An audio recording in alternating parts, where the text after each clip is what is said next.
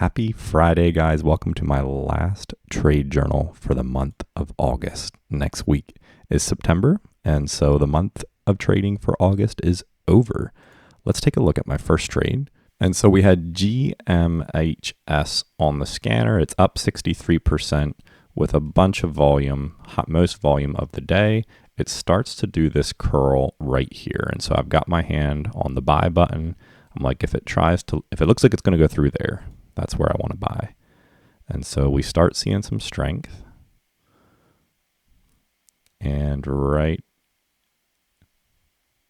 somewhere right around here. Boom, right there I bought when it broke through there. And it tries to go.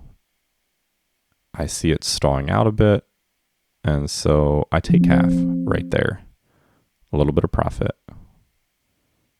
And that's it. It starts to go back down through. Now, I took half of it off the table up here for a bit of profit. And so I was like, I'll let it pull back a little bit and see what happens. Last day for the month of August. It'd be really nice to get something out of this. And so it pulls down, pops back up again. And I'm kind of just waiting to see if it flips. I'm like, if it gets down towards this range here, I'll exit the trade altogether. Still holding over this 9 EMA right here. Okay, it starts to go, and I just sell the whole thing. And so that's the first trade. 25 shares, 3 cent per share loss, 81 cent loser. Anytime I keep the losers under $1, I'm pretty happy with that because that's about where my average winners are. Getting rid of half of it, in the green makes me happy, and then I can manage my loss a lot better if it dips down. The second trade was also on GMHS, and it was the most obvious stock of the day. It's getting a lot more volume than all of the others, and right here it starts to pop up, and I'm basically watching it trade along this 9 EMA, and I'm like, we're basically getting dips and pops. And so if I see some strength, I'm going to get in right there. I got in, it pops, and I sell half of it right there.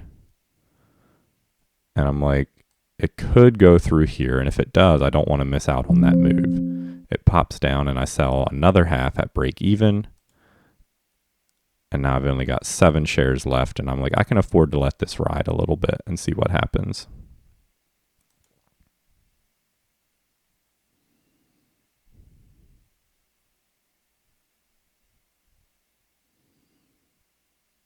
And right now it's just really not doing anything. And so I'm like, if it can get a surge of buying pressure and go up, that's great. But otherwise, I take the whole thing off the table right there. And it kind of pops up again close to where it was, but then it rejected. And so I was like, no harm, no foul.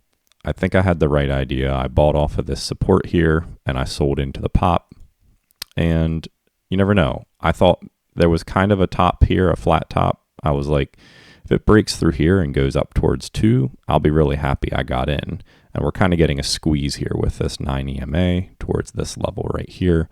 So it's possible that it'll break out either towards the upside or the downside. And so in the end, it ends up breaking down. And that's okay. Got in with 26 shares, $1.85, basically out at the same for a 3 cent winner.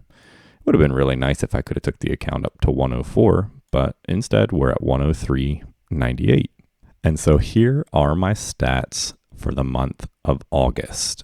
Started with $100 and we ended with $103.98. So basically $4 of growth, which is 4% growth. And so if you round the 9 up, you get 4% right there. I had 11 wins and 6 losses. And so that puts me at a 65% win rate. I'm really happy with that. And then this is where it falls apart a little bit.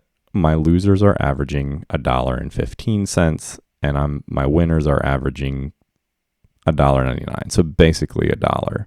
And so that's what I was talking about earlier. I like to keep the losses below $1 if I can. It makes me feel like I'm in a little bit better control of my profit loss ratio, which is at 1.9. So this could be worse. I mean, obviously swing traders and traders who aren't scalping quite as much like to see this number closer to a 2-to-1 ratio, but I'm just sitting out here at 1 to 0.9, and I'm happy with that. This is only the second month since I've started trading that I've ended the month profitable. And so I've been trading in March, April, May, June. I had a green month, July, and August. This is my 6th month trading. It marks half a year that I've been trading, and I've had 2 green months. And so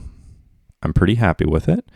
September is coming next week, and I'm thinking about bumping this number up to 300 and taking or allowing myself to take up to 3 trades per day. So I'd be using around $100 of buying power each time I buy instead of 50.